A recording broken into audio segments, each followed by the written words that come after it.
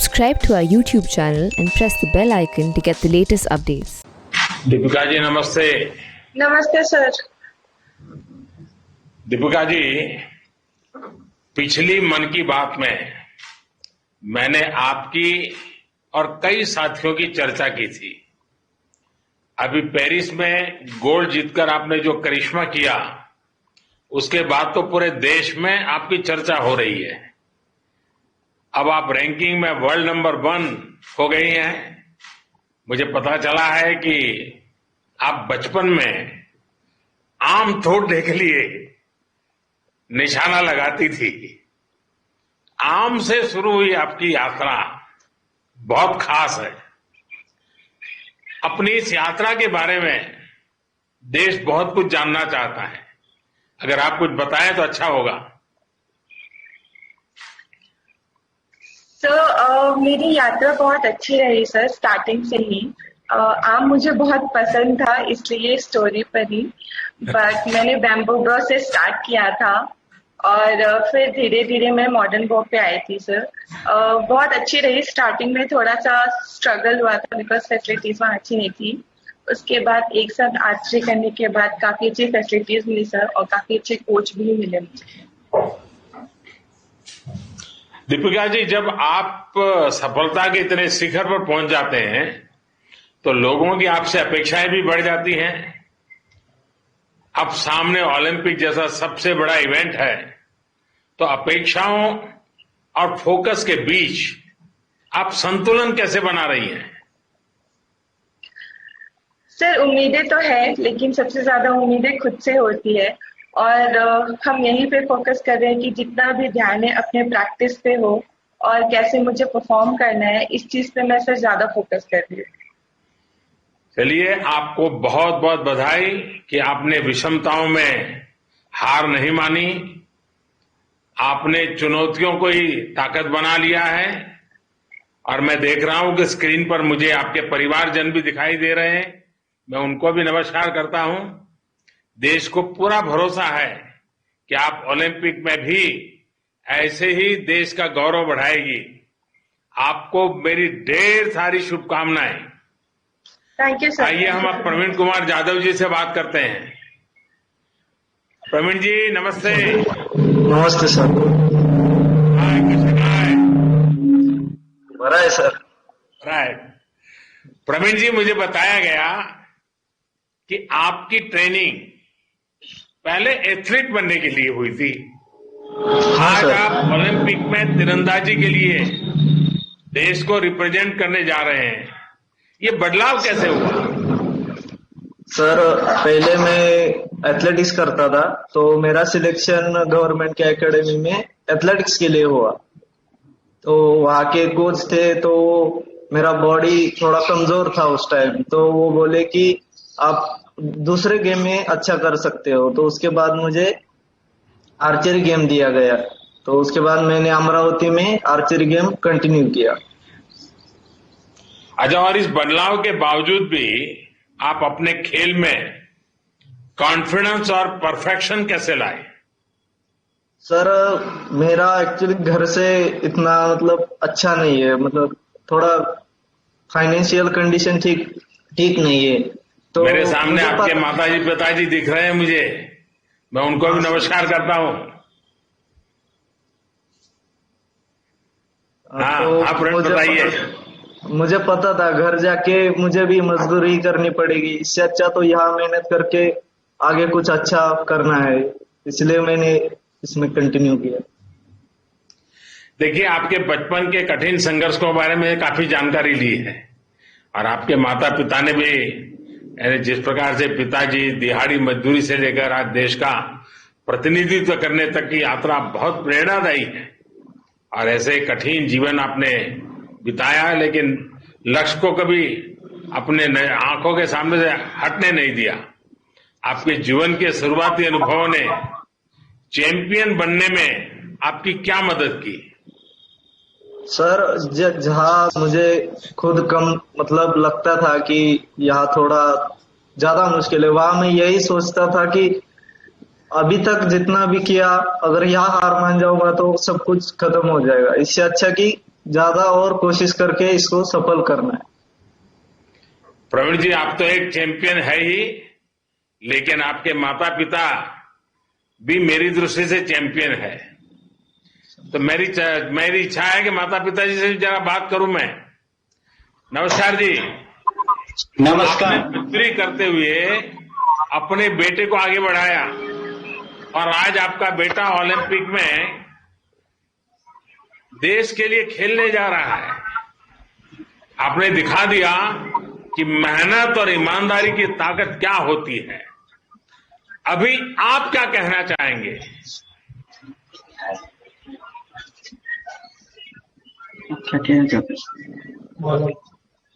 प्रवीणला अजून पुढे जावं, खेळून प्रवीणच्या पाठीमागे 4 मुली आहेत ते सुद्धा त्यांनी जाऊन पुढे प्रवीण सारखं ऑलिम्पिक घेऊन यावं. वाह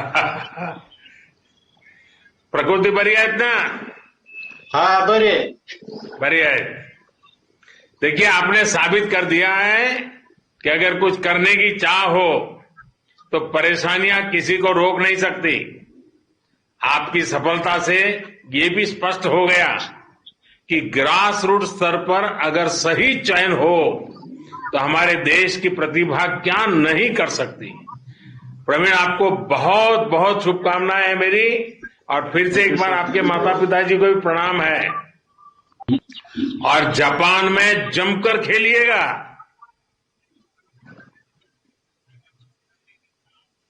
अच्छा, अब हम नीरज चोपड़ा जी से बात करेंगे। नमस्ते सर। नीरज जी, आप तो भारतीय सेना में हैं और जी सेना सर। के ऐसे कौन से अनुभव है, जो अनुभव, वो कौन सी ट्रेनिंग है जिसने आपको खेल में इस मुकाम तक पहुंचने में मदद की? सर देखो, मेरा शुरू से ही एक था कि मुझे भारतीय सेना बहुत पसंद थी और मैं 5-6 साल खेला। उसके बाद मुझे भारतीय सेना ने ज्वाइन करने के लिए बोला तो मुझे काफी खुशी हुई। फिर मैंने भारतीय सेना को ज्वाइन किया और उसके बाद से मैं अपना गेम में फोकस कर रहा हूं और भारतीय सेना मुझे जितनी फैसिलिटी और जो मुझे चाहिए और जो भारत सरकार सब कुछ मुझे प्रोवाइड कर रहे हैं और मैं अपना पूरा मन लगा के मेहनत कर रहा हूं। नीरज जी, मैं आपके साथ साथ आपके पूरे परिवार को भी देख रहा हूं, आपके परिवार को भी मैं प्रणाम करता हूं। नीरज जी, मुझे ये भी बताया गया है कि आपको इंजरी हो गई थी, लेकिन फिर भी आप इस साल अपने राष्ट्रीय रिकॉर्ड बना दिया है। आपने अपना मनोबल, अपनी प्रैक्टिस को, ये सब कैसे संभाले रखा? मैं मानता हूं सर कि जो इंजरी है वो एक स्पोर्ट्स का पार्ट है। तो जो मैंने 2019 में काफी मेहनत की थी, उस साल वर्ल्ड चैंपियनशिप आपको स्पोर्ट्स की इंजरी में भी स्पोर्ट्स पर स्पिरिट दिखता है सर, क्योंकि हमारा यही सफर है। कुछ साल का हमारा करियर होता है और हमको अपने आप को मोटिवेट करना होता है। तो मेरा 1 साल इसकी वजह से खराब हो गया था क्योंकि मैंने तैयारी काफी की थी वर्ल्ड चैंपियनशिप के लिए और एशियन चैंपियनशिप के लिए, लेकिन इंजरी की वजह से वो उसमें दिक्कत होगी। फिर मैंने अपना पूरा फोकस ओलंपिक पे किया और अब दोबारा से कम बैक किया अच्छे से। मैंने फर्स्ट कंपटीशन खेला, उसमें ओलंपिक क्वालिफाई कर दिया था। उसके बाद फिर कोरोना की वजह से ओलंपिक पोस्टपोन हो गया, तो फिर अपनी तैयारी कंटिन्यू रखी सर और फिर उसके बाद जो दोबारा से कंपटीशन खेल ले और फिर अपनी बेस्ट करके नेशनल रिकॉर्ड किया। और अभी भी सर पूरी मेहनत कर रहे हैं, कोशिश कर रहे हैं कि जितना अच्छा हो सके उतना बढ़िया करके आए ओलंपिक में। नीरज जी, बहुत अच्छा लगा आपसे बात करके। मैं एक महत्वपूर्ण बात आपसे कहना चाहता हूं। आपको अपेक्षाओं के बोझ तले दबने की जरूरत नहीं है। आप अपना 100% दीजिए, बस यही मिजाज, बिना किसी दबाव के पूरा प्रयास कीजिए। मेरी आपको बहुत शुभकामनाएं हैं और आपके माता पिता को भी प्रणाम है। आइए द्युति चंद से बात करते हैं। द्युति जी नमस्ते। ऑनरेबल प्राइम मिनिस्टर नमस्ते। द्युति जी, आपके तो नाम का ही अर्थ है चमक। द्युति का मतलब ही होता है आभार, और आप खेल के जरिए अपनी चमक बिखेर भी रही है। अब आप ओलंपिक में छा जाने के लिए तैयार हैं। इतनी बड़ी प्रतियोगिता तो आप कैसे देखती हैं? पहले तो आपको ये बता देती हूँ, मैं एक वीवर्स फैमिली से बिलोंग करती हूँ। मेरी फैमिली में 6 सिस्टर 1 ब्रदर, मम्मी डैडी को 9 मेंबर। जब मेरे घर में लड़की से लड़की पैदा होती रहती थी, गांव वाले ने मेरी मम्मी को हमेशा क्रिटिसाइज करते थे कि इतना लड़की क्यों पैदा कर रहे हैं। तो बहुत गरीब फैमिली थे, खाने के लिए भी डाइट नहीं था और मेरे पापा का इनकम भी बहुत कम ही था। मन में यही आपके माताजी पिताजी मेरे सामने हैं जी। तो मेरा मन में वही था कि मैं अच्छा खेलूंगी तो देश के लिए नाम रोशन करूंगी, गवर्नमेंट सेक्टर में मुझे जॉब मिल जाएगा और जॉब में जो पगार आएगा इसमें मैं फैमिली का सिचुएशन बदल सकती हूँ। तो आज स्पोर्ट्स के वजह से आज मैंने बहुत कुछ बदला है मेरी लाइफ को, मेरी फैमिली को। और मैं धन्यवाद दूंगी आपको और मेरे उनसे सर को, इसकी डॉक्टर अक्षय सामंत सर को, जिन्होंने मुझे हमेशा सपोर्ट किया है। आपके उसकी टीम के माध्यम से मुझे बहुत कुछ मिला है। सिम नवीस पांडे सर भी मुझे बहुत मदद किया है और किसका डॉक्टर अक्षय सामंत सर भी मुझे सपोर्ट किया है। मेरा हमेशा मेरे लाइफ में तो कंट्रोवर्सी रहता है। आपके टीवी माध्यम से एक बार मदद से पता होंगे आपको कि कितना चैलेंज करके कितना दिक्कत सके मैं आज यहाँ तक पहुंची। मेरा मन में वही है, मैं जो साथ में ओलंपिक जाऊंगी, सेकंड ओलंपिक जाऊंगी, टोक्यो ओलंपिक ईयर में भी पार्टिसिपेट किया था 6 ईयर के बाद 100 मीटर में पीटी समिति के बाद। अभी सेकंड टाइम ओलंपिक जा रही हूँ। मेरे साथ में हमें हिम्मत तो लेके जाऊंगी, मैं डरूंगी नहीं इधर, क्योंकि इंडिया का कोई महिला कमजोरी नहीं है। महिला आगे ही बढ़ते रहेगी इंडिया में और महिला लोग आगे ही बढ़ते के देश का नाम रोशन करेंगे। मैं जैसे हिम्मत के साथ ओलंपिक में खेलूंगी और देश के लिए मेडल लेने के लिए कोशिश करूंगी। द्युति जी, आपकी वर्षों की मेहनत का फैसला कुछ ही सेकंड में होना होता है। हार और जीत में पलक झपकने भर की देर होती है। इसका सामना करना कितना मुश्किल होता है। बेसिकली 100 मीटर में देखें तो आसान है, 10-11 सेकंड में खत्म हो जाता है, लेकिन इसको प्रिपरेशन करने से साल भर लग जाता है। बहुत सारा मेहनत करना पड़ता है। एक 100 मीटर भागने के लिए हमको 10 बार रिपीटेशन लगाना पड़ता है। बहुत सारा जिम एक्सरसाइज, बहुत सारा स्विमिंग पूल एक्सरसाइज करना पड़ता है और हमेशा चैलेंज की तरह लेना पड़ता है कि वो ब्लॉक स्टार्ट में थोड़ा सा गिर जाएंगे तो आपको डिस्क्वालीफाई करके निकाल देंगे। तो हर चीज को ध्यान देकर हमको रनिंग करना पड़ता है। नर्वस तो रहता है मन में, डर भी आता है, लेकिन मैं हिम्मत के साथ लड़ाई करती हूँ। जैसे मेरा पर्सनल लाइफ में हिम्मत के साथ लड़ाई करके आ रही हूँ, तो ऐसे हमेशा 100 को हिम्मत के साथ चैलेंज के साथ लड़ाई करके मैं रनिंग करती हूँ और इसमें अच्छा टाइम भी करती हूँ और देश के लिए मेडल भी लाती हूँ। द्युति जी, आपने देश के लिए बहुत से रिकॉर्ड बनाए हैं। देश को उम्मीद है कि आप इस बार ओलंपिक पोडियम पर जरूर अपनी जगह बनाएगी। आप निर्भीक होकर खेलों में भाग लीजिए। पूरा भारत अपने ओलंपिक खिलाड़ियों के साथ है। मेरी आपको बहुत शुभकामनाएं और आपके माता पिता को विशेष प्रणाम। आइए अब हम आशीष कुमार जी से बात करते हैं। आशीष जी, नमस्कार। आपके पिता राष्ट्रीय स्तर के कबड्डी खिलाड़ी थे और आपके परिवार में कई खिलाड़ी रहे हैं। आपने बॉक्सिंग क्यों चुनी? सर बॉक्सिंग जब मैं छोटा था तो सर हमारे घर पे माहौल खेल का था, तो मेरे फादर बहुत अच्छे प्लेयर रहे थे अपने टाइम में, तो वो चाहते थे कि मेरा बेटा भी बॉक्सिंग खेले। तो मेरे पास कबड्डी के कोर्स नहीं किया गया, लेकिन मेरे परिवार में मेरे भाई रेसलिंग खेलते थे और बॉक्सिंग खेलते थे, तो काफी अच्छे लेवल तक खेले हैं। तो मुझे भी इन दोनों में से किसी एक को फोन करने के लिए कहा गया। मैं पतला था और ज्यादा गठीला नहीं था, तो उस वजह से मैंने सोचा कि रेसलिंग तो नहीं कर पाऊंगा, तो इसलिए मुझे शायद बॉक्सिंग ही करनी चाहिए। तो वैसे सर जब झुकाव हुआ बॉक्सिंग की तरफ इसी तरीके से। आशीष जी, आपने कोविड से भी लड़ाई लड़ी है। एक खिलाड़ी के तौर पर आपके लिए कितना कठिन रहा? आपका खेल, आपकी फिटनेस प्रभावित ना हो, इसके लिए आपने क्या किया? और मैं जानता हूं आपने इस क्रूशियल टाइम में अपने पिताजी को भी खो दिया। ऐसे समय भी आपने इस जो मिशन को लेके निकले थे उसमें जरा भी इधर उधर होने नहीं दिया। तो मैं जरूर आपके मन के भाव जानना चाहूंगा।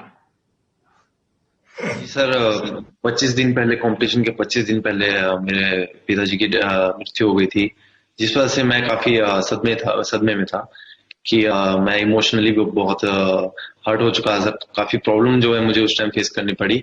तो उस टाइम मुझे सबसे ज्यादा जरूरत थी वो फैमिली सपोर्ट की थी, और मुझे मेरे परिवार ने बहुत सपोर्ट किया। मेरे भाई, मेरी बहन और मेरे परिवार के सभी जनों ने बहुत सपोर्ट किया मुझे, और मेरे दोस्तों ने भी काफी मुझे बार बार मोटिवेट किया कि मुझे मेरे फादर का सपना पूरा करना चाहिए, जो जिस सपने की शुरुआत में, बॉक्सिंग की शुरुआत में जो उन्होंने सपना देखा था मेरे लिए। तो सर, सारा काम छोड़ के उन्होंने मुझे फिर से कैंप ज्वाइन करने के लिए कहा कि आप जाओ और जो फादर का आपका सपना है उसे पूरा कीजिए।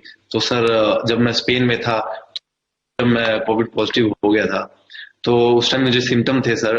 तो कुछ दिन मुझे सिम्टम रहे वहां पे, लेकिन सर वहां पे फैसिलिटी थोड़ी मेरे लिए स्पेशल करवाई गई, और जो हमारे टीम डॉक्टर थे डॉक्टर करण, जो उन्होंने, उनके साथ रेगुलरली कांटेक्ट में था मैं, और स्टाफ के साथ भी कांटेक्ट। तो प्रैक्टिस के लिए मेरे वहां पे स्पेशल जो है स्पेस जो है एक अवेलेबल करवाया गया था सर, जहां पे मैं प्रैक्टिस करता था, थोड़ी फिटनेस करता था। लेकिन फिर भी सर काफी टाइम लग गया रिकवरी के लिए कोरोना से। तो रिकवरी के लिए काफी टका। फिर जब मैं वापस इंडिया आया सर, तो फिर जब मैं कैंप में रिटर्न हुआ, तो वहां पे मेरे कोचेज और सपोर्टिंग स्टाफ ने बहुत मेरी हेल्प की। धर्मेंद्र सिंह यादव मेरे कोच हैं, उन्होंने मुझे बहुत हेल्प की उन्होंने रिकवरी के लिए, और मेरी गेम में फिर से, मेरे रिदम में मेरे को फिर से वापस लाने के लिए। आशीष जी, आपके परिवारजनों को भी मैं प्रणाम करता हूं। और आशीष जी, आपको याद होगा सचिन तेंदुलकर जी एक बड़ी महत्वपूर्ण खेल खेल रहे थे, और उसी समय उनके पिताजी का स्वर्गवास हुआ था। लेकिन उन्होंने खेल को प्राथमिकता दी और खेल के माध्यम से अपने पिता को श्रद्धांजलि दी। आपने भी वैसी ही कमाल की है।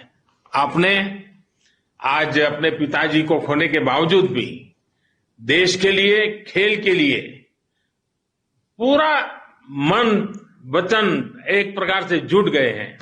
आप सचमुच में, आपका उदाहरण बड़ा प्रेरक है। आप एक खिलाड़ी के तौर पर हर बार विजेता साबित हुए हैं।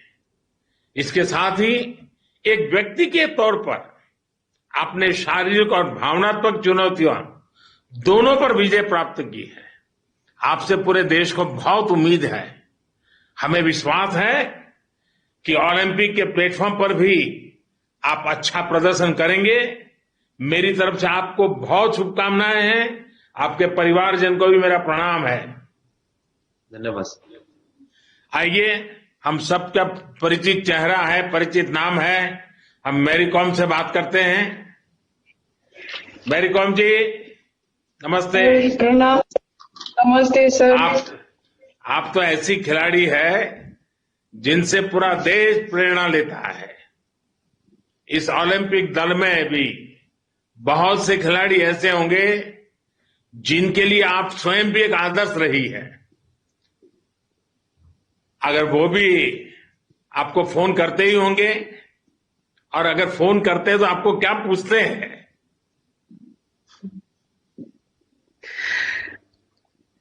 सर, घर में सब मेरे लिए दुआ कर रहे हैं कि वो लोग बच्चे लोग ज्यादा मेरे को मिस करता है सर। और मैं समझाती हूँ कि मामा देश के लिए, लड़ाई के लिए जा रही हूँ, और आप लोग घर में पापा का उसका जो भी बोल रहा है उसको फॉलो करना है, और घर में आप लोग प्यार से रहना है, बाहर नहीं निकलना है। कोविड की वजह से सर वो लोग भी बहुत घर में बोरिंग हो जा रहे हैं, ऑनलाइन क्लासेस ले रहा है, लेकिन इतना ओपन नहीं हो रहा है। बच्चे लोग का खेल कूद बहुत पसंद करता है सर। दोस्त लोग खेलने में भी बहुत अच्छा करता है, अच्छा हो रहा है। लेकिन इस बार कोविड वजह से सारे दोस्त लोग से भी दूर हो रहे हैं। और मैं बोला ये मामले में हम लोग फाइट करना है, अच्छा रहना है और सुरक्षित रहना है, सेफ्टी रहना है। और मैं भी देश के लिए लड़ाई के लिए जा रही हूँ और मैं चाहती हूँ कि आप सुरक्षित रहो और मैं भी सुरक्षित रहे और देश के लिए अच्छा करने के लिए मैं कोशिश करती हूँ। यही बात होती है सर। मेरे सामने दिख रहे हैं सब लोग। अच्छा, वैसे तो आप हर पंच में चैंपियन है, लेकिन आपका सबसे फेवरेट पंच कौन सा है? जॉब, हुक, अपरकट या कुछ और ये भी बताइएगा कि ये पंच क्यों आपका फेवरेट है? सर मेरा फेवरेट पंचेस तो ये मेरा स्ट्रांग साउथ पोल है, तो मेरा सबसे फेवरेट है सर। तो इसमें कोई भी लोगों को मिस नहीं कर पाते हैं, लगना ही तो लगना ही है बस। मैं जानना चाहता हूं कि आपका फेवरेट खिलाड़ी कौन है? सर मेरा फेवरेट खिलाड़ी तो बॉक्सिंग में सर हीरो है, इंस्पिरेशन है, मोहम्मद अली है सर। उससे मेरे को इंस्पायर होके बॉक्सिंग चुना हूं सर। मेरी कॉम जी, आपने बॉक्सिंग की करीब करीब हर अंतर्राष्ट्रीय प्रतियोगिता जीत ली है। आपने कहीं कहा था कि ओलंपिक गोल्ड आपका सपना है। ये आपका ही नहीं, पूरे देश का सपना है। देश को उम्मीद है कि आप अपना और देश का सपना जरूर पूरा करेगी। मेरी आपको बहुत शुभकामनाएं हैं और आपके परिवारजनों को प्रणाम है। बहुत आइए पीवी सिंधु जी से बात करते हैं। नमस्कार सर। सिंधु जी नमस्ते। सिंधु जी, मुझे बताया गया कि आप टोक्यो ओलंपिक से पहले ओलंपिक साइज कोर्ट में प्रैक्टिस करना चाहती थी। अब गोची बाउली में आपकी प्रैक्टिस कैसी चल रही है? गच्चीबाउली में प्रैक्टिस बहुत अच्छा चल रहा है सर। मैं ये चूज किया क्योंकि अभी ओलंपिक स्टेडियम बहुत बड़ा है और वो एसी और वो शटल कंट्रोल करना बहुत मुश्किल होता है। तो इसीलिए मैं ये सोचा कि ठीक है, अगर अच्छा स्टेडियम है तो क्यों, अपॉर्चुनिटी है तो क्यों नहीं खेलूं करके फरवरी से उधर प्रैक्टिस कर रही हूँ सर।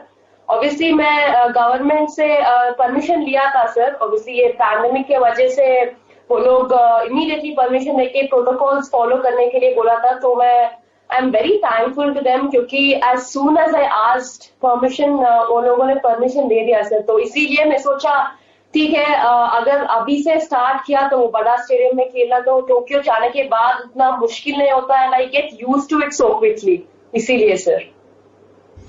आपके परिवारजन भी मेरे सामने हैं, मैं उनको प्रणाम करता हूं। मुझे याद आता है कि गोपीचंद जी ने एक इंटरव्यू में कहा था कि उन्होंने रियो ओलंपिक के पहले आपका फोन ले लिया था, आपको आइसक्रीम भी खाना अलाउ नहीं किया था। क्या अभी भी आपके आइसक्रीम खाने पर पाबंदी लगी हुई है या कुछ छूट मिली है?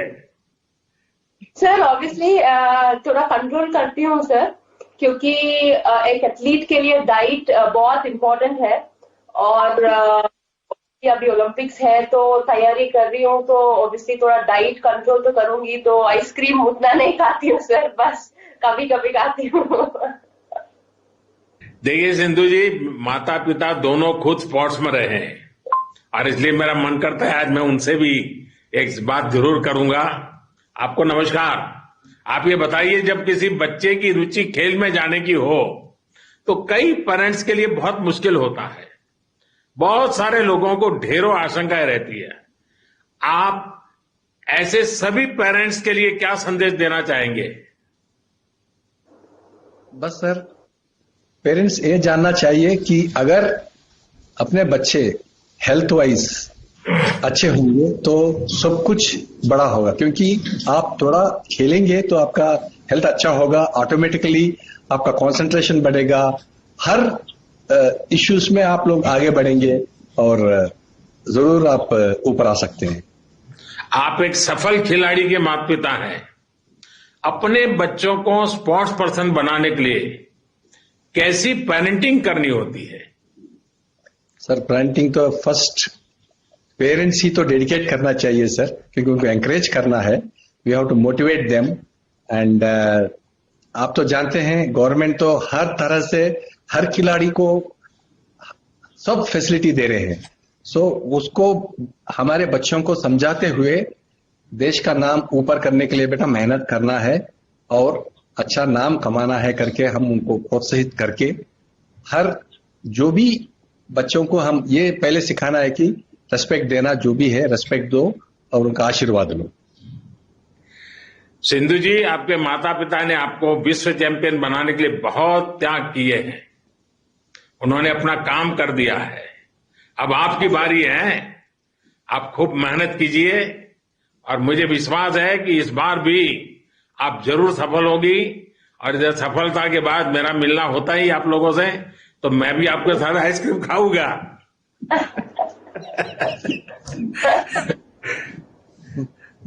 आइए, नमस्कार जी। एला से बात करते हैं। एला, नमस्ते। नमस्ते सर। કેમ છો? એલા, હવે ગુજરાતી બોલે છે કે નહીં? हाँ सर, થોડુંક આવડે છે મને। एला, मुझे बताया गया कि आप पहले एथलेट्स में जाना चाहती थी, फिर ऐसा क्या ट्रिगर कर गया कि आपने शूटिंग को अपना लिया? सर, मैंने एक्चुअली काफी सारे स्पोर्ट्स ट्राई किए थे शूटिंग के पहले। मुझे बचपन से ही स्पोर्ट्स बहुत ही पसंद था, एथलेटिक्स, बैडमिंटन, जूडो वगैरह ट्राई किया था। लेकिन जब मैंने शूटिंग शुरू किया तब मुझे एक बहुत ही ज्यादा एक्साइटमेंट मिला था इस गेम में, क्योंकि हमको बहुत ज्यादा स्टेडी रहना होता है, बहुत ज्यादा कामनेस चाहिए होता है। तो सर बस वो जो कामनेस चाहिए थी वो थी नहीं मेरे पास। तो आई वाज लाइक कि ठीक है, इससे ही बहुत कुछ सीखने मिलेगा मुझे इस गेम से। तो उसी से सर बहुत ज्यादा लगाव हो गया गेम से। अभी मैं दूरदर्शन पे एक कार्यक्रम देख रहा था, उसमें मैं आपके माताजी पिताजी को सुन रहा था और वो संस्कार धाम में आपने इसका प्रारंभ किया था, इसका पूरा वर्णन कर रही थी और वहां का बड़ा गर्व के वहीं जाकर के वो आपको याद कर रही थी। अच्छा, स्कूल से ओलंपिक तक बहुत सारे युवा आपकी इस जर्नी के बारे में जानना चाहेंगे। देखिए, मैं मणिनगर का एमएलए था और आप मणिनगर में रहते हैं, और जब मैंने खोखरा में मेरे असेंबली सेगमेंट में सबसे पहले स्पोर्ट एकेडमी जोड़ी थी तो तुम लोग आप लोग खेलने आते थे, तब तो जो बच्ची थी। और आज मुझे उसको देखने के बाद बड़ा गर्व होता है। तो बताइए कुछ अपनी बात।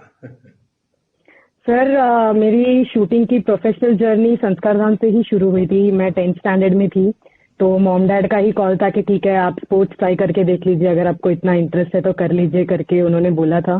तो स्पोर्ट्स अथॉरिटी ऑफ गुजरात और gun for glory shooting academy से जो MOU साइन हुआ था सर, तो संस्कार धाम में उन्होंने district level sports school start किया था। तो पढ़ाई भी उधर ही होती थी, पूरा दिन हमारा ट्रेनिंग भी उधर ही होता था सर। तो सर वो जर्नी काफी अच्छी रही है, क्योंकि वहीं से मैंने स्टार्ट किया और अब जब मैं ओलंपिक्स, मेरी फर्स्ट ओलंपिक्स के लिए जा रही हूँ सर, तो बहुत प्राउड फील होता है कि इतने लोगों की मदद, इतने लोगों ने मेरे इतना सपोर्ट किया, मोटिवेट किया और हमेशा गाइड किया है सर। तो काफी अच्छा लगता है सर। एला, अभी आप ग्रेजुएशन कर रही हैं, शूटिंग कैरियर और एकेडमिक्स को आप कैसे बैलेंस करती हैं?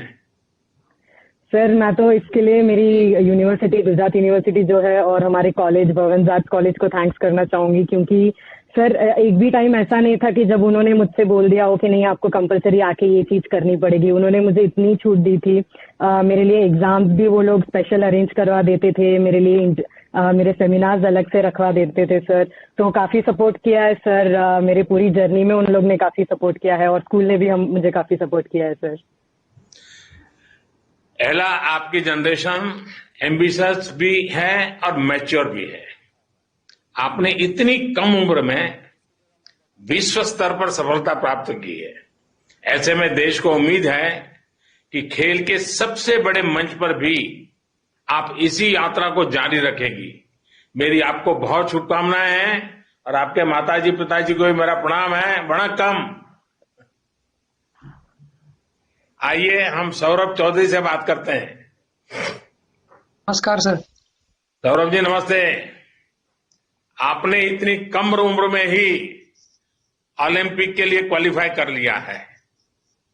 कैसे और कब आपका ये मिशन शुरू हुआ? सर 2015 में मैंने शूटिंग अपना स्टार्ट किया था। हमारे पास के गांव में ही एक शूटिंग एकेडमी है, वहाँ पे मैंने स्टार्ट किया। मेरी फैमिली ने भी काफी सपोर्ट किया मुझे। उन्होंने खुद ही कहा कि जब तुझे इतना पसंद है तो ट्राई करना चाहिए। तो मैं वहाँ पे गया, वहाँ पे मैंने ट्राई किया, फिर मुझे अच्छा लगने लगा, धीरे धीरे करते गया और जैसे जैसे धीरे धीरे करते गए ऐसे ऐसे रिजल्ट अच्छा आता गया और रिजल्ट अच्छे आते गए। भारत सरकार हमारी मदद करती गई, तो आज हम यहाँ पर है सर। देखिए आपके परिवारजन भी बड़े गर्व के साथ आज मुझे दर्शन हो रहे हैं उनके भी कि भाई देखिए सौरभ क्या कमाल करेगा। सब उनकी आंखों में बड़ा बड़े सपने दिखाई दे रहे हैं। देखिए सौरभ, मेहनत के साथ साथ शूटिंग में मानसिक एकाग्रता की भी बहुत जरूरत होती है। इसके लिए आप योग वगैरह करते हैं या कुछ और तरीका आपका है जो मुझे भी जानने में खुशी हो और देश के नौजवानों को भी जानने में खुशी होगी? सर मेडिटेशन करते हैं, अपना योगा करते हैं सुबह। और सर शांत रहने के लिए ये तो हमें आपसे जानना चाहिए कि आप इतने बड़े मतलब पूरे हिंदुस्तान को संभाल रहे हो, तो आप उसके लिए क्या करते हो?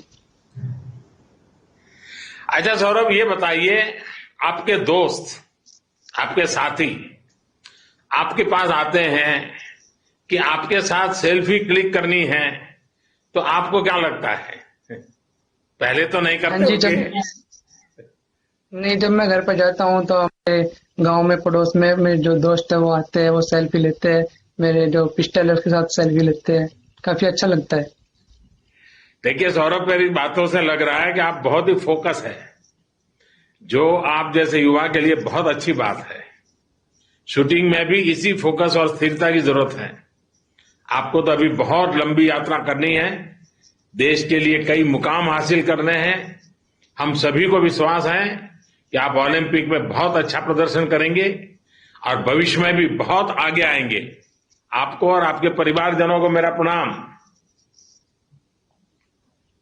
आइए हम शरद कमल जी से बात करते हैं। शरद जी नमस्ते। नमस्ते सर। शरद जी, आपने 3 ओलंपिक्स में भाग लिया है। आप तो बड़े जाने माने खिलाड़ी हैं। आप उन युवा खिलाड़ियों को क्या सुझाव देंगे जो पहली बार ओलंपिक में देश का प्रतिनिधित्व कर रहे हैं? इस बार जो ओलंपिक्स होने वाली है ये काफी एक नया सिचुएशन में हो रही है, बल्कि ये कोविड-19 के टाइम में हो रही है।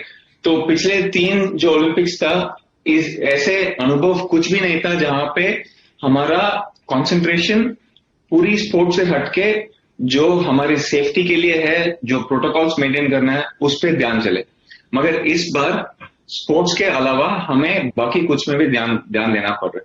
तो मैं यही बोलूंगा कि जो नए जा रहे हैं पहले ओलंपिक्स में, हाँ, जाने से पहले हमें इट इज मतलब स्पोर्ट्स ओलंपिक्स बहुत इंपॉर्टेंट है, but at the same time अगर हम प्रोटोकॉल्स और ये सही नहीं मेंटेन करते हैं तो हम गेम से ही बाहर हो सकते हैं। So we have to maintain वो प्रोटोकॉल्स, और वंस जैसे हम ओलंपिक्स चले जाते हैं तो हमारा पूरा ध्यान हमारा स्पोर्ट में होना चाहिए। तो जब तक हम जाएंगे, ठीक है, कोशिश करेंगे कि स्पोर्ट में भी रखते हैं और अपना प्रोटोकॉल्स में भी रखते हैं, मगर जैसे वहां पे चले गए, कंप्लीट फोकस ऑन अपना स्पोर्ट के लिए। शरद जी, आपने जब खेलना शुरू किया था तब और अब आपको लगता है कि टेबल टेनिस को लेकर कुछ बदलाव आए हैं? स्पोर्ट्स से जुड़े सरकारी डिपार्टमेंट्स के अप्रोच में आपने कुछ बदलाव महसूस किया है? बहुत सारे फर्क हुए हैं सर। जैसे 2006 में जब मैं पहली बार कॉमनवेल्थ के मेडल जीता था, गोल्ड मेडल जीता था। और अब की बात 2018 में जब हम सब मिलके गोल्ड मेडल जीते, जैसे मनिका बत्रा ने भी जीती थी, मतलब 2 first women female Indian table tennis player to win gold medals, तो उन्होंने 2 जीते, हमने भी मेन में 1 जीते, और 8 मेडल जब आए, वो 2006 की और 2018 में बहुत फर्क थी। मेन थिंग यही था कि स्पोर्ट्स एक प्रोफेशनल फील्ड बना था। जब 2006 में तब मैं जीता था, तब स्पोर्ट्स में उतना प्रोफेशनलिज्म नहीं थी। हाँ, वो इंडस्ट्री एकदम तब भी वो एक्स्ट्रा करिकुलर, मतलब पढ़ाई ज्यादा इंपॉर्टेंट थी, स्पोर्ट्स एक साइड लाइन थी। मगर अभी ऐसे नहीं है, बहुत इंपॉर्टेंस दे रहे हैं, पूरा government is giving lot of importance, private organisations भी बहुत सारा इंपॉर्टेंस दे रहे हैं, and at the same time जो अपॉर्चुनिटीज अभी है एक करियर बनाने में, एक प्रोफेशनल बनने में स्पोर्ट्स के बराबर, वो अभी बहुत ज्यादा है। और बहुत सारे बच्चे और बहुत सारे पेरेंट्स को भी वो एक थोड़ा बहुत गारंटी मिलती है, गारंटी से ज्यादा एक कॉन्फिडेंस मिलती है कि मेरा बच्चा अगर स्पोर्ट्स पे भी आएगा तो वो संभाल सकता है, अपना जिंदगी को संभाल सकता है। आई थिंक ये माइंडसेट बहुत अच्छी चेंज है। शरद जी, आपके पास सिर्फ टेबल टेनिस ही नहीं बल्कि बड़े इवेंट्स का बहुत विशाल अनुभव है। मुझे लगता है कि अनुभव आपके काम तो आएगा ही, साथ ही टोक्यो ओलंपिक में भाग ले रही देश की पूरी टीम के काम आने वाला है। आप एक बड़े की भूमिका में इस बार एक प्रकार से पूरी टीम को एक विशेष भूमिका भी आपके सामने आई है, और मुझे विश्वास है कि खुद के खेल के साथ साथ उस पूरी टीम को संभालने में भी आपका बहुत बड़ा योगदान रहेगा और आप उसे बखूबी निभाएंगे, मुझे पूरा भरोसा है। मेरी आपको बहुत शुभकामनाएं, और आपकी टीम को भी, आपके स्वजन भी मुझे दिख रहे हैं, उनको भी मेरा नमन। आइए मनिका बत्रा जी से बात करते हैं। मनिका जी नमस्ते। नमस्ते सर। मनिका, मुझे बताया गया है कि आप टेबल टेनिस खेलने के साथ ही गरीब बच्चों को ये खेल सिखाती भी है, उनकी मदद भी करती हैं। आप खुद ही युवा हैं, आपके विचार कैसे आया? सर, जब मैं पहली बार यहाँ पुणे में खेलती हूँ तो वहां आई थी, तो मैंने देखा जो अनप्रिविलेज्ड और ऑर्फन्स थे बहुत अच्छा खेल रहे थे, और यहाँ के जो सेंटर में उनको सिखाते हैं तो बहुत अलग था मेरे लिए। तो मुझे ऐसा लगा कि इनको जो चीजें नहीं मिली या पहले नहीं कर पाए, तो मुझे इनको हेल्प करनी चाहिए कि ये भी मेरे को फॉलो करके अच्छे प्लेयर बन सके। तो आई थिंक वो चीज मुझे, जैसे वो प्लेयर्स बच्चे खेलते हैं, मुझे उनको देख के मोटिवेशन मिलता है कि इतनी सी छोटी सी उम्र में, और मतलब पहले किसी का साथ नहीं और इस उम्र में इतना अच्छा खेल रहे हैं, तो बहुत मोटिवेशन मिलता है उनको देख के। मनिका, मैंने देखा है कि आप अपने मैच में कभी कभी अपने हाथ पर तिरंगा पेंट करती है। इसके पीछे की सोच, अपनी प्रेरणा के बारे में जरा बताइए। हाँ जी, मतलब लड़की होने के तौर पे मुझे ये सब चीजें पसंद है, बट ऑल्सो कि इंडिया का फ्लैग अपने पास रखना कहीं पे, और स्पेशली जब मैं सर्विस करती हूँ खेलते हुए तो मेरा लेफ्ट हैंड मुझे दिखता है और वो इंडियन फ्लैग दिखता है नेल पे, तो वो चीज मुझे इंस्पायर करती है। इसलिए मेरा जब भी मैं कुछ इंडिया के लिए खेलने जाती हूँ, कंट्री के लिए खेलने जाती हूँ, तो मैं ये चीज रखती हूँ कि कुछ ना कुछ फ्लैग या कुछ इंडिया का कुछ भी मेरे पास दिल से जुड़ा रहे। वाह मनिका, मुझे बताया गया कि आपको डांसिंग का भी बहुत शौक है। क्या डांसिंग के शौक आपके लिए स्ट्रेस बस्टर की तरह काम करते हैं? हाँ जी सर, क्योंकि जैसे किसी किसी का होता है कि म्यूजिक सुनना, डांस करना, तो मेरा डांस करना स्ट्रेस बस्टर का काम करता है। जब भी मैं टूर्नामेंट में जाती हूँ या कुछ, जब खाली टाइम होता है, मैं रूम पे आती हूँ मैच खेल के या मैच से पहले, तो मैं डांस करके जाती हूँ क्योंकि मुझे अच्छा लगता है और कॉन्फिडेंस आता है। मैं ऐसे सवाल पूछ रहा हूँ, तुम्हारे परिवारजन, तुम्हारे मित्र सारे हंस रहे हैं। मनिका, आप अंतर्राष्ट्रीय स्तर पर चैंपियन है, आप बच्चों को भी अपने खेल से जोड़ रही हैं। आपकी सफलता सिर्फ उन्हीं बच्चों के लिए नहीं बल्कि देश के सभी टेबल टेनिस युवा खिलाड़ियों को प्रेरित करेगी। मेरी आपको बहुत शुभकामनाएं हैं। आपके सभी साथियों को सब बड़े उत्साह से आज के इस कार्यक्रम में हिस्सा ले रहे हैं। आपके परिवारजन सब देख रहे हैं। सबको मेरी बहुत बहुत शुभकामनाएं, बहुत बहुत धन्यवाद। आइए अब हम विनेश जी से मिलते हैं। विनेश फोगाट जो। विनेश नमस्ते। सर नमस्ते। आप फोगाट फैमिली से हैं। आपके पूरे परिवार ने खेलों के लिए इतना कुछ देश को दिया है। इस पहचान की वजह से थोड़ा एक्स्ट्रा प्रेशर, थोड़ी ज्यादा जिम्मेदारी तो नहीं आ जाती है? सर जिम्मेदारी तो बिल्कुल आती है, क्योंकि फैमिली ने जो काम स्टार्ट किया है वो खत्म करना है। और वो जो सपना ओलंपिक्स का लेके स्टार्ट किया था वो जब मेडल आएगा उसके बाद ही शायद खत्म होगा। तो उम्मीद तो है सर, पूरे देश की उम्मीद है, फैमिली की भी उम्मीदें होती हैं। और मुझे लगता है कि उम्मीदें जरूरी है हमारे लिए, क्योंकि जब उम्मीदें दिखती है तभी हम लोग थोड़ा सा एक्स्ट्रा पुश करते हैं एक लेवल पे जाने के बाद में। तो अच्छा लगता है सर, कोई प्रेशर नहीं है, अच्छे से खेलेंगे और देश को प्राउड करने का बिल्कुल मौका देंगे। देखिए, पिछली बार आपको रियो ओलंपिक में चोट की वजह से हटना पड़ा था। पिछले साल भी आप बीमार थी। आपने इन सारी बाधाओं को पार कर शानदार प्रदर्शन किया। इतने स्ट्रेस को सक्सेस में बदलना ये अपने आप में बहुत बड़ी बात है। ये कैसे किया आपने? सर डिफिकल्ट होता है काफी, बट वही है कि एज ए एथलीट, हम एथलीट टॉप लेवल पे अगर हमें परफॉर्म करना है तो हमें मेंटली स्ट्रांग रहना पड़ता है। और एज ए एथलीट मैं सोचती हूँ कि हमें ये जरूरी है उस लेवल पे ले जाने के लिए, वो पुश करने के लिए। सो फैमिली का एक बहुत बड़ा रोल रहता है आपके पीछे, तो फैमिली का सपोर्ट रहता है हमेशा। और जो भी हमारी फेडरेशन है या टॉप से साई है, सभी लोग पूरा ईमानदारी के साथ में लगे रहते हैं। तो एक रहता है कि नहीं, उन लोगों को निराश नहीं करना है जो लोग इतना सब हमारे पीछे लगा रहे हैं उम्मीदों के साथ में। तो ऐसे कहीं पे रुकना नहीं है, क्योंकि वो रुकना नहीं है इसीलिए वो हमें पुश कर रहे हैं। वो काफी चीजें हैं सर उस टाइम पे याद आती हैं, तो हम उसके लिए लगे रहते हैं, चाहे इंजरी हो चाहे कोई भी चीज आए। मुझे तो पूरा यकीन है कि आप टोक्यो में बहुत शानदार प्रदर्शन करने वाली है। क्या हम उम्मीद करें कि अब आप आगे आप पर भी एक फिल्म आने वाली है?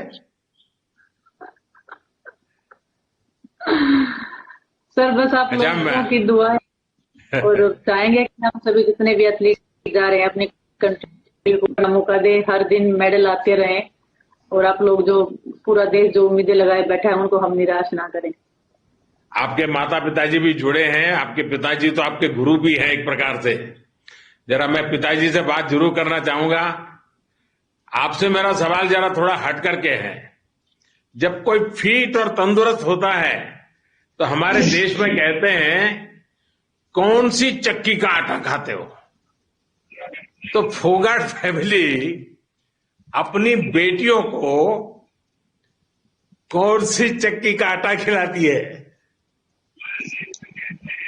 वैसे ये भी बताइए कि विनेश को क्या मंत्र देकर टोक्यो भेज रहे हैं आप?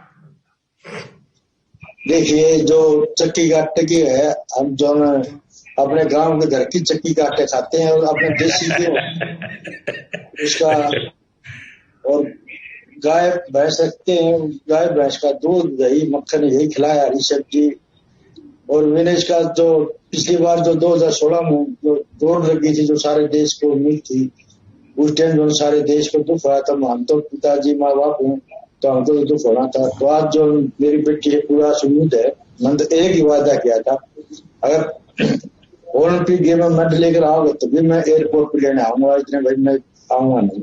और आज भी मैं लगा हूँ इस चीज पर। आज मुझे विश्वास है, पिछली बार तो मेरी बेटी रह गई थी, लेकिन अब की बार ओलंपिक में पूरी आस उम्मीद है। जनो इसके पिछले टूर्नामेंट देख लो, इन्हें लगती जो अपने जो आगे बढ़ाते रही है, मेडल लेती है। तो अब की बार मेरी बेटी में पूरा विश्वास भरोसा है, अब की बार भी गोल्ड मेडल देकर आएगा, मेरे सपना पूरा करेगी।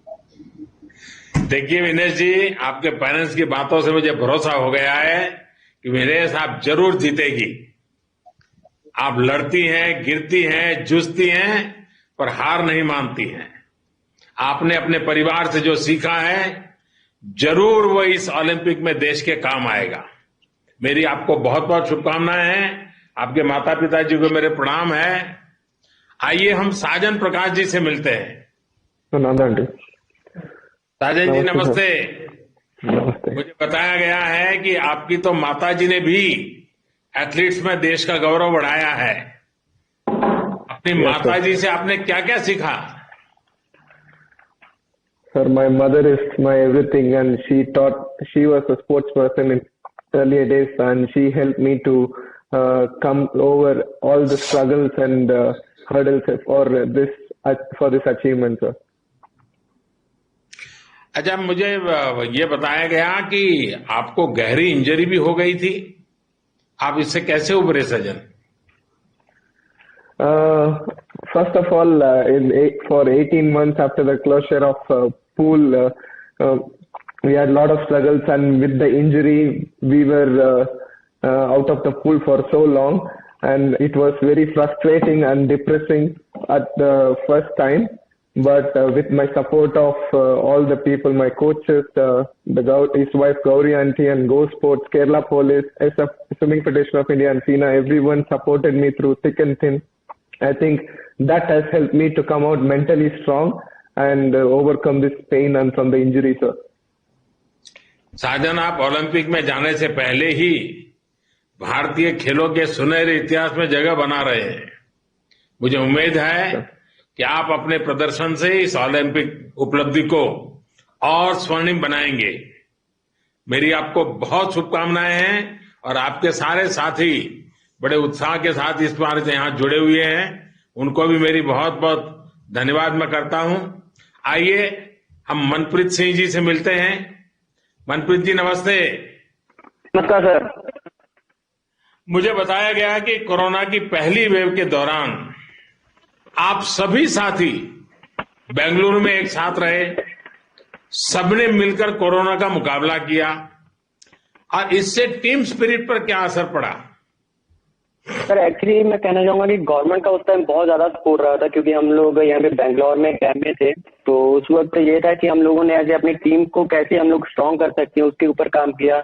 हम लोगों ने एक दूसरे के प्लेयर के बैकग्राउंड के बारे में जाना कि हाँ कि किससे कैसे प्लेयर ने अपना बैकग्राउंड स्टार्ट किया, कैसे उनकी फैमिली ने सेक्रीफाइस किया कि अपने बेटों अपने बच्चों को यहाँ तक पहुंचाने के लिए। उस चीज के बारे में जाना कि हाँ कि इससे क्या है कि हमारी टीम बॉन्डिंग है और ज्यादा स्ट्रांग होगी। और ये था कि सर हम लोगों ने यही माना था कि हमारे पास अभी एक और साल बाकी है, तो हम लोग अपने आप को और कैसे बेहतर कर सकते हैं। तो हम लोगों ने दूसरी टीम के बारे में स्टडी की, कैसे उनका क्या प्लस पॉइंट्स है, क्या वीक पॉइंट्स हैं, कि कहाँ पे हम लोग उनको हर्ट कर सकते हैं। तो ये चीजें काफी हमारे लिए हेल्पफुल रही सर। ओलंपिक में हॉकी में हमारे देश का बहुत शानदार इतिहास रहा है। ऐसे में स्वाभाविक है थोड़ी ज्यादा जिम्मेदारी का बहुत स्वाभाविक एक वातावरण बन जाता है, और हर कोई चाहता है कि रिकॉर्ड बना करके रखना है, और इसकी वजह से खेल के दौरान आप लोगों को कोई एक्स्ट्रा तनाव का माहौल तो नहीं होता है ना? नहीं सर बिल्कुल नहीं, क्योंकि अगर देखा जाए तो हॉकी ने अभी तक जो 8 गोल्ड मेडल जीते हैं, सबसे ज्यादा मेडल जीते, तो हम लोग इसको प्राउड फील करते हैं कि हम लोग उसी स्पोर्ट को खेल रहे हैं। और जब भी हम लोग ओलंपिक्स में जाते हैं तो यही कोशिश करते हैं कि हाँ कि अपना पूरा बेस्ट है और इंडिया की मेडल जीते। चलिए, आपके परिवारजन भी मुझे दिख रहे हैं, मैं उनको प्रणाम करता हूं। उनके आशीर्वाद आपके साथ बने रहते हैं और देशवासियों की शुभकामनाएं आपके साथ है। मनप्रीत, आपसे बात करते हुए मुझे मेजर ध्यानचंद, केडी बाबू, मोहम्मद शाहिद जैसे महान हॉकी खिलाड़ियों की याद आ रही है। आप हॉकी के महान इतिहास को और उज्जवल करेंगे, ऐसा मेरा और पूरे देश का विश्वास है। मेरी आपको बहुत बहुत शुभकामनाएं हैं और आपके परिवारजनों को मेरा प्रणाम है। आइए अब हम सानिया जी से बात करते हैं। सानिया जी नमस्ते। नमस्ते सर। सानिया जी, आपने कई ग्रैंड स्लैम्स जीते हैं, बड़े बड़े खिलाड़ियों के साथ आपने खेला है। आपको क्या लगता है कि टेनिस का चैंपियन बनने के लिए क्या खूबियां होनी चाहिए? क्योंकि आजकल मैंने देखा है कि टियर 2, टियर 3 सिटी में भी आप लोग उनके हीरो हैं और वो टेनिस सीखना चाहते हैं। जी सर, आई थिंक टेनिस एक ऐसा ग्लोबल स्पोर्ट है जिसमें जब मैंने स्टार्ट किया था 25 साल पहले तो जाहिर बात है ज्यादा लोग टेनिस खेलते नहीं थे, लेकिन आज जैसे आप कह रहे हैं बहुत सारे ऐसे बच्चे हैं जो टेनिस रैकेट उठाना चाहते हैं और जो प्रोफेशनल बनना चाहते हैं और जो बिलीव करते हैं कि वो टेनिस में एक बड़े खिलाड़ी बन सकते हैं। उसके लिए आपको जाहिर बात है मेहनत की जरूरत होती है, सपोर्ट, लगन और बहुत बहुत सारी आई थिंक डेस्टिनी भी एक रोल प्ले करती है इसमें। लेकिन मेहनत के और टैलेंट के बगैर कोई भी चीज में कुछ नहीं होता, चाहे वो टेनिस हो या कोई भी स्पोर्ट हो। और अब फैसिलिटीज भी बहुत अच्छे हो गए 25 साल पहले से अब तक, तो अभी तो बहुत सारे अच्छे स्टेडियम्स बन गए, हार्ड कोर्ट्स हैं। तो मैं उम्मीद यही है कि और बहुत सारे टेनिस प्लेयर निकले इंडिया से इंशाल्लाह।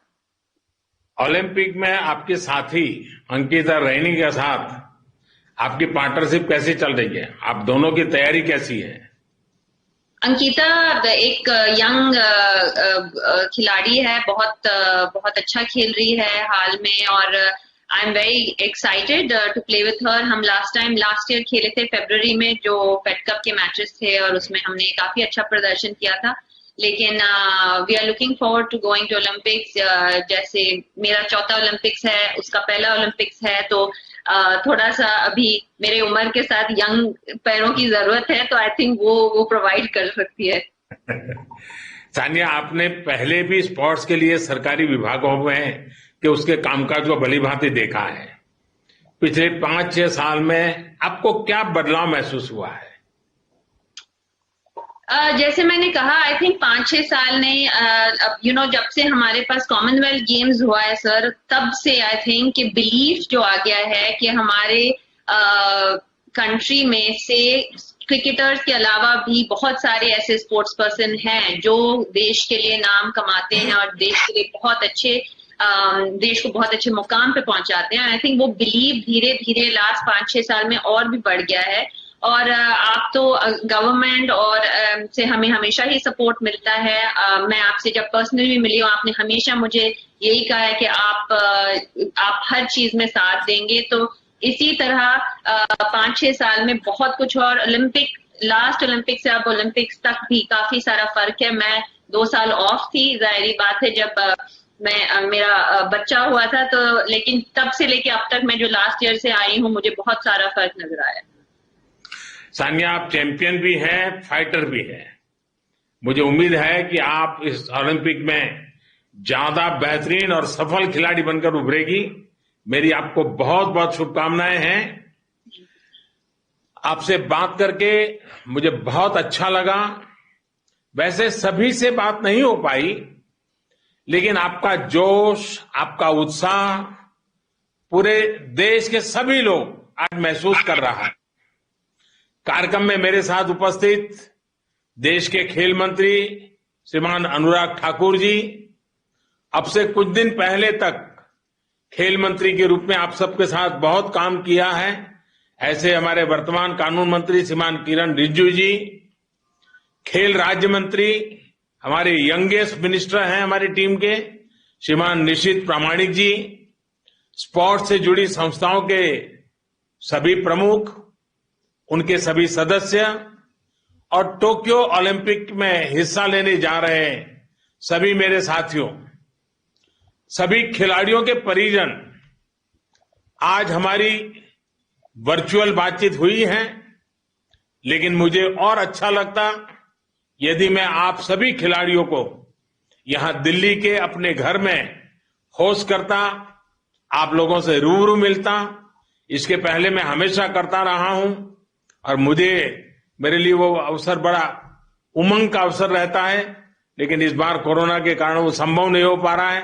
और इस बार आधे से अधिक खिलाड़ी हमारे पहले से विदेशों में उनकी ट्रेनिंग चल रही है, लेकिन वापिस आने के बाद मैं आपको वादा करता हूं आप सबके साथ मैं जरूर सुविधा के अनुसार समय निकाल करके मिलूंगा।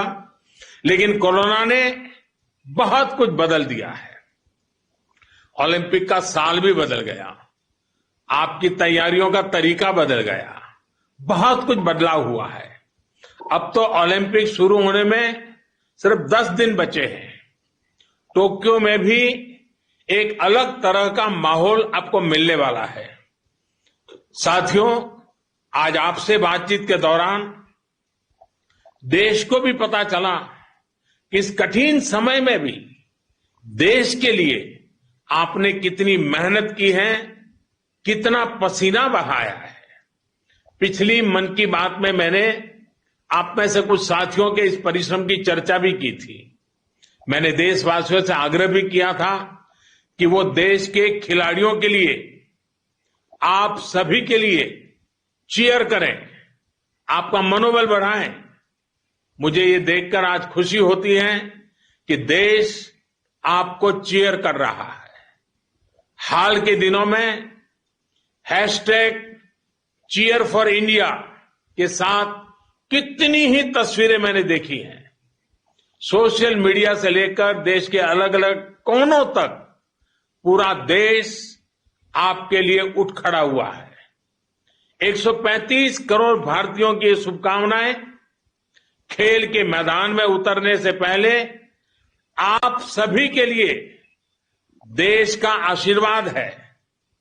मैं भी अपनी ओर से आपको ढेर सारी शुभकामनाएं देता हूं। आप सभी को देशवासियों से लगातार शुभकामनाएं मिलती रहे, इसके लिए नमो ऐप पर भी एक खास प्रावधान किया गया है। नमो ऐप पर जाकर भी लोग आपके लिए चीयर कर रहे हैं, आपके लिए संदेश भेज रहे हैं। साथियों, आपके साथ देश भर की भावनाएं जुड़ी हुई हैं और जब मैं आप सभी को एक साथ देख रहा हूं तो कुछ चीजें कॉमन नजर आ रही हैं और जब मैं आपको देखता हूं तो कॉमन बातें हैं बोल्ड, कॉन्फिडेंट एंड पॉजिटिव। आप में एक कॉमन फैक्टर दिख रहा है, डिसिप्लिन, डेडिकेशन और डिटर्मिनेशन। आप में कमिटमेंट भी है, कॉम्पिटिटिवनेस भी है। यही क्वालिटीज न्यू इंडिया की भी है। इसलिए आप सब न्यू इंडिया के रिफ्लेक्शन है, देश के भविष्य के प्रतीक है। आप में से कोई दक्षिण से हैं, कोई उत्तर से हैं, कोई पूरब से हैं तो कोई पूर्वोत्तर से हैं। किसी ने अपने खेल की शुरुआत गांव के खेतों से की है तो कई साथी बचपन से ही किसी स्पोर्ट्स एकेडमी से जुड़े रहे हैं। लेकिन अब आप सब यहां टीम इंडिया का हिस्सा है। आप सब देश के लिए खेलने जा रहे हैं। यही डायवर्सिटी, यही टीम स्पिरिट ही एक भारत श्रेष्ठ भारत की पहचान है। साथियों, आप सब इस बात के साक्षी हैं कि देश किस तरह आज एक नई सोच, नई अप्रोच के साथ अपने हर खिलाड़ी के लिए साथ खड़ा है। आज देश के लिए आपका मोटिवेशन बहुत महत्वपूर्ण है। आप खुलकर खेलें, अपने पूरे सामर्थ्य के साथ खेल सकें, अपने खेल को, अपनी टेक्निक को और निखार सके, इसे सर्वोच्च प्राथमिकता दी गई है।